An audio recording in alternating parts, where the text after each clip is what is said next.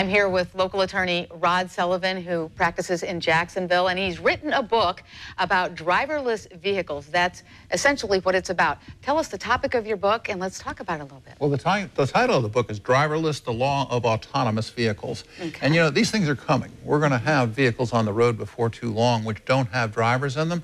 And I think people need to be, first of all, people are interested in autonomous vehicles, whether it's aircraft or ships or cars. And I think people will be interested in finding out what's coming, what it's going to be like.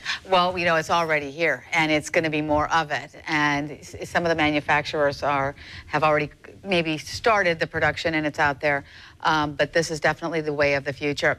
Now, why is this an important topic? And as an attorney, shed some light on this to people, because we all think this is great, and we're all, you know, we're all in about it. However, it's not without being totally practiced yet, and so because of that there may be some pitfalls. Sure, absolutely. The number one pitfall is law in society.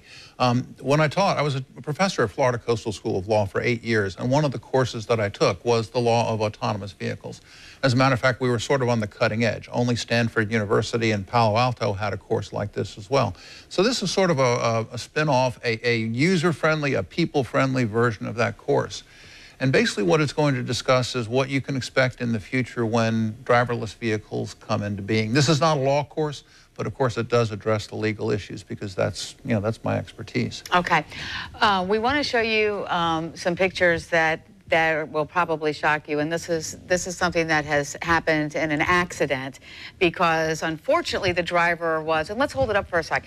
Well, you can kind of set the scene of what we're seeing here, Rod. Yeah, people are afraid that what happens if the technology fails, and we've had the first fatality in the United States happened here in Florida, in Williston, just on the other side of Gainesville, in May of 2016. And basically what happened is somebody was driving a Tesla S. And this is somebody who loved his Tesla. He'd driven it over 30,000 miles. And unfortunately, he became overly confident. So he used his Tesla in autonomous mode on a road which wasn't really appropriate for it, and at a speed which wasn't appropriate. He was doing 74 miles an hour.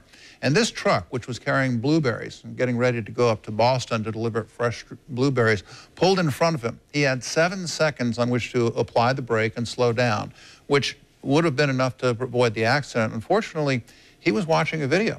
He had a DVD player on the seat next to him. He was watching a Harry Potter movie on the video and didn't notice this truck ahead of him. And so slammed right into it. He ran right underneath the truck between the wheels like that. It sheared off the roof of the truck, killed him instantly, and he went into history as the very first fatality in the United States in an autonomous vehicle. Okay, and that was those vehicles, that particular one, I believe, was over $80,000, was it not? Yeah, it was over an $80,000 vehicle. It had all of the best equipment that Tesla had to offer, and it was extensively investigated by the Florida Highway Patrol and the National Transportation Safety Board. What they found is that there was, in fact, a sensor on the front of the vehicle which didn't distinguish between the white side of the truck and the white sky, and therefore didn't know to apply the brakes. And therefore, since he wasn't being attentive and the car couldn't distinguish that it was a truck ahead of them, it kept going, it never slowed down, and passed right underneath that particular truck. Okay, so therefore it was the box part of the truck that was not distinguishable between that and the sky. Exactly. So there was no, I guess, essentially no line of demarcation between the two. Exactly. So this is not like a radar thing where it's pinging off and bringing back, or is it color-coded somehow? They have both. And this is supposed to be a backup for each other. It has this ultrasound signal that goes out ahead, and then it has this video signal, which also, and it compares the two automatically and determines when there's an object ahead. Unfortunately, between the wheels, the ultrasound didn't return a signal because there is nothing there. And the camera, when it looked at it, saw the white side of the truck and the white sky and didn't determine that it was an obstacle. And so it never applied the brakes. You know, and apparently he didn't see it coming because he wasn't able to react either. The driver of the truck got out and went to the car and noticed that a Harry Potter movie he could hear the music and the audio from the Harry Potter movie still playing in the car, even though the driver had been killed. That's tragic. It is tragic. But I don't want people to be afraid of autonomous vehicles. But you need to understand that on roads for which an autonomous vehicle isn't completely appropriate, you still need to be attentive. You need to be an attentive driver, and this guy was not. Let me ask you this. How on earth would a driver know on what type of a road is an autonomous vehicle not to be driven, or what makes it more risky to do so? I mean, a road is a road, right? Well, no. I mean, Florida's highways are ideal. Florida's interstate highways are ideal.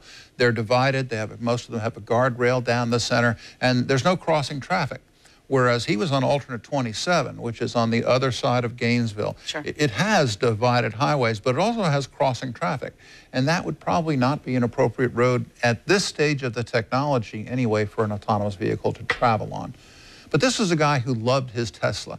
And he loved it so much, he posted over 20 videos on YouTube of him using the Tesla in various circumstances, and it saving his life. And this is what we're looking at right now. This is only 1 month, 1.5 months before this fatal accident. He posted this on YouTube saying, look at this bucket truck crossed right in front of me, and my Tesla saved my life. It's the best car I've ever owned. Wow. And what I happened, can see it got a little slower there, so the brakes must have self-applied. Exactly. As soon as the bucket truck crossed in front of him, the brakes were automatically applied, the car slowed down. Right here, the car slows. Exactly. Wow. So this was an enthusiast. This was a guy who loved his Tesla. He said it saved his life. He said it saved his life, and he said it happened more than once. But by the same token, he realized that there were some limitations to what the Tesla's equipment could do. And one of the limitations he realized is that it could not see a vehicle which was higher than the level of the ultrasound sensors. So, you know, in many respects, he did everything wrong, and he became overconfident. Well, maybe he received like a false sense of security. Exactly. Exactly and right. you said he was initially from a larger city, so he was probably used to driving on more interstates, and then he gets down in all 29, so it's a little bit more rural. And he is, you know, he's very confident that his Tesla is going to help him, even though he's going 74 miles an hour down a road which has crossing traffic. Wow. All right, let's show the book again, and this is the author here. We're speaking with Rod Sullivan, who is also an attorney here in Jacksonville. And the title, so we can see it. Driverless, the Law of Autonomous Vehicles. Okay. I want to warn people, this is not a law book. This is a book about people and how they interact with autonomous technology. Okay, and we have a special offer for anyone that's watching Look Local. Explain how this works. Well, first, you can go to my website, which is profchange.com, and you can download a free chapter. And the free chapter you're going to download, if you'd like to, is, you know, can AV predict stupid people? So now, I'm not saying that Mr. Brown is one of these stupid people, but there are stupid people who will be driving AVs. They will drive them while they're drunk. I don't know if you call them stupid. You may want to call them ignorant because they don't know any better. It's not that they just, how would you know? I had a woman say to me just the other day, you know, I would love to have this so that after I go to the dentist and get nitrous oxide, I'll be able to have my car take me home. And I would think that's sort of a stupid comment because you don't want to be in an autonomous vehicle when you yourself are impaired. Sure. Yeah. Right. Okay. But anyway, it's a chapter that tells you about how people interact and will interact with autonomous vehicles and what the limitations are of autonomous vehicles. Okay, there it is again. Rod Sullivan, thank you so much. We'll check it out and look forward to reading up on it. Something we should all be aware of. Thanks so much, Karen. Appreciate it. Coming up next, 904thin.com, helping you lose weight and get healthy at the same time.